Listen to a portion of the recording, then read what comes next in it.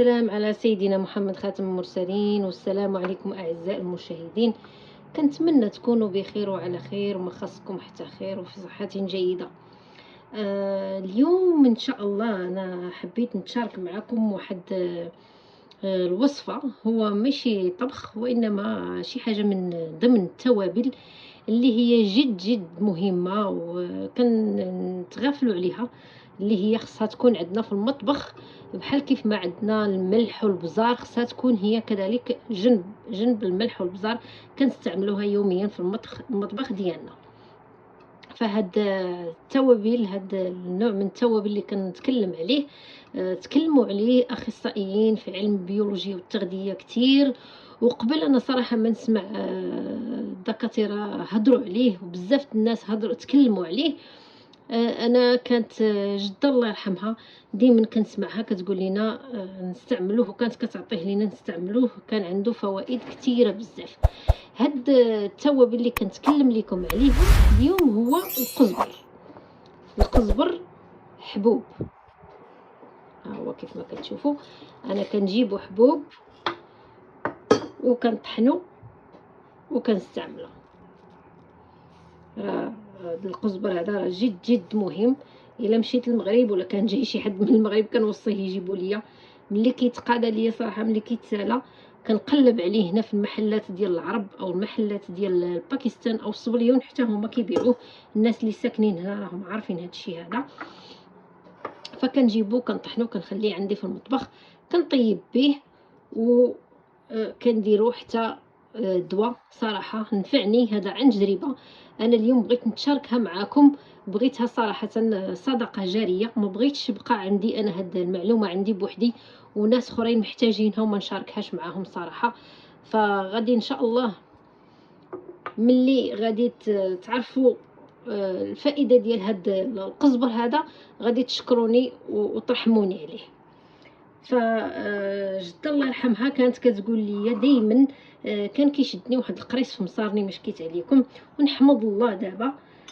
كانت كتقول لي دائما ديري القزبر مطحون، طحني القزبر. كنت كنشد القزبر نطحنو بحال هكذا وديري معاه اليانسون النافع البلدي. راه معروف في المغرب حنا كنقولوا النافع البلدي اليانسون، ما عرفتش واش عنده شي اسامي اخرى. القزبر كيتسمى السيلانترو، القزبر حبوب كيتسمى السيلانترو. انا بصراحه ما عرفتش واش عندهم اسامي اخرى. اللي عارف عندهم مصطلحات اخرى يتشاركها معنا باش الناس يعرفوا علاش كنتكلم، لان الدول العربيه ومدن اخرى كل واحد وكيفاش كيسمي هاد التوابل. الناس د المغرب راه عارفين، حنا القزبر حبوب راه معروف عندنا.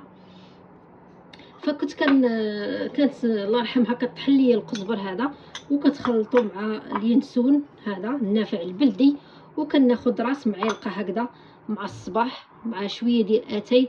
ما نكذبش عليكم بحال رحمه الله، هذه تجربه عن شخصيه. كاينه حاجه اخرى اللي جد مهمه واللي كنسمعوا بها اليوم بزاف للاسف الشديد، من الجو ومن الماكله اللي كناكلو ماشي طبيعيه ومن المحفظات ومن بزاف د الحوايج. كتسمع بزاف ديال البنيات يعني باقيين صغار الدوره الشهريه كتجيهم ملخبطه وعندهم الهرمونات ملخبطه. انا سمعت بزاف ديال البنات هكذا كيقول لك عندها هرمونات ملخبطين وغتمشي عند الطبيب باش يعطيها مسكينه ادويه باش تقاد ليها الهرمونات عندها. وهذا صراحه شيء مؤسف ومحزن. يعني البنت باقا صغيره مازال ما تزوجات ما حتى شي حاجه وتمشي تاخذ ادويه باش تقاد الهرمونات لان عندها ملخبطه. لا حول ولا قوه الا بالله. فهاد القزبر اللي عندها هاد المشكل هذا راه عند جريبه كيقاد الهرمونات. اللي عندها الهرمونات مخربقين راه كيقاد الهرمونات، بالاخص عند النساء. الرجال انا ما عرفتش واش حتى هما كيتخربقوا عندهم الهرمونات صراحه. الا كان عندهم مشكل حتى هما ممكن يستعملوا هذا القزبر حبوب. راه بعدا اللي كنعرف انا بزاف معظم النساء هما اللي كيكون عندهم هذا المشكل ديال اللخبطه في الهرمونات. وهذا القزبر هذا راه كيعالج هاد اللخبطه هذه ديال الهرمونات. هذا راه علاج طبيعي وانتم ما غتخسروا والو. كيف كيقولوا الحاجه اللي الا ما نفعكش ما غيضركش. راه حاجه طبيعيه بالعكس.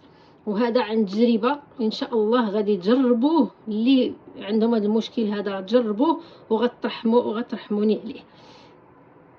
غير حاجه اللي بغيت نقول على هاد القزبر هذا، ماشي الواحد يديرو مره وجوج ويقول هادشي عاد خربيق دارتو ما دار لي والو، لا، راه ماشي في الكميه. ناخذ مثلا معلقه عامره ونقول راني خديت، لا، والله ما يجعلني ناخذ عقد دكه، شويه، راس معلقه هكذا، ولكن نداوم عليه. راه المهم هي المداومه.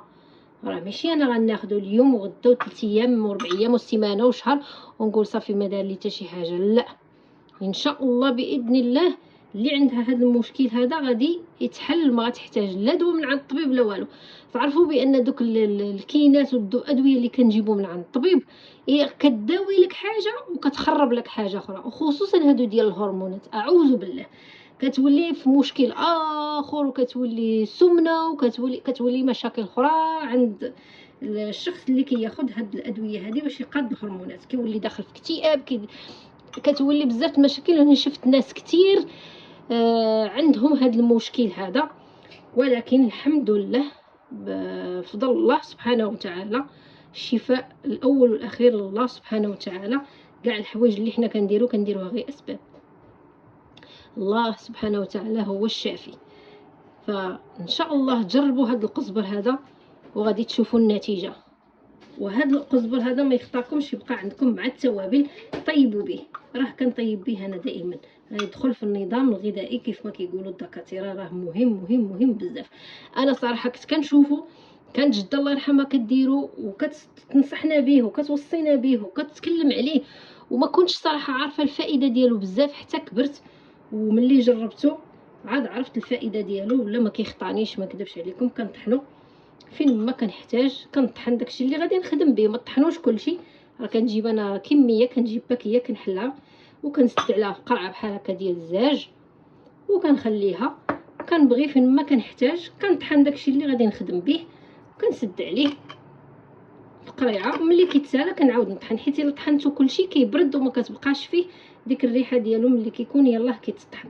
عرفتي دابا انا يلاه طحنتو لان كان عندي وتسالى، راه عرفتي واحد الريحه عنده طالعه ما نقول لكمش، هو ريحته زوينه وحتى في الاكل كيجي زوين وراه ما كيبانش. بعض المرات كاع راه ممكن طيبوا به وتعطيوه لوليداتكم في الماكله وكلشي ما يعرفوش راسهم كاع شنو واكلين. غير ما تكتروش، لانه هو القزبر راه معروف عليه انه سخون، ما تكتروش شويه، بحال كيف كندير شويه الملح شويه البزار. راه اي حاجه الا زادت على حدها راه كتنقلب الى ضد. اي حاجه درناها نديروها بالعقل وبالقاعده، ما نكتروش ونداوموا. مداومه هذه هي اهم حاجه. كنتمنى الفيديو ديال اليوم نكون جيتكم بشي حاجه اللي فتكم بها، وان شاء الله ترحموني عليها الا جربتوه. راه غير جربوه ما تخافوش، راه عن تجربه. حاجه اخرى بغيت نقولها، كيف ما قلت لكم راه القزبر راه شويه معروف بانه سخون، الكل كيعرفوا، غير ما تكتروش منه. بالنسبه للناس اللي عندهم الطونسيون صراحه انا ما متاكداش، ما عارفاش واش يمكن لهم ياخذوه ولا ما ياخذوش، حتى يستشروا مع الطبيب ديالهم. فالفيديو ديالنا وصل للنهايه ديالو، كنتمنى نكون فدتكم، ومازال نجيب لكم ان شاء الله توابل اخرى نفيدكم بها، اللي هي بصراحه ماشي سمعتها من عند الناس ولا سمعتها في التلفزيون ولا سمعتها في يوتيوب، عن تجربه شخصيه اللي غنتشارك معكم، اللي كنكون جربتها انا الحمد لله واستفدت منها. حتى نتوما ان شاء الله تجربوها وتستافدوا منها والاجر لله. فالفيديو ديالنا وصل النهايه ديالو، فما بقى لي الا نقول لكم مع السلامه والى اللقاء في فيديو جديد.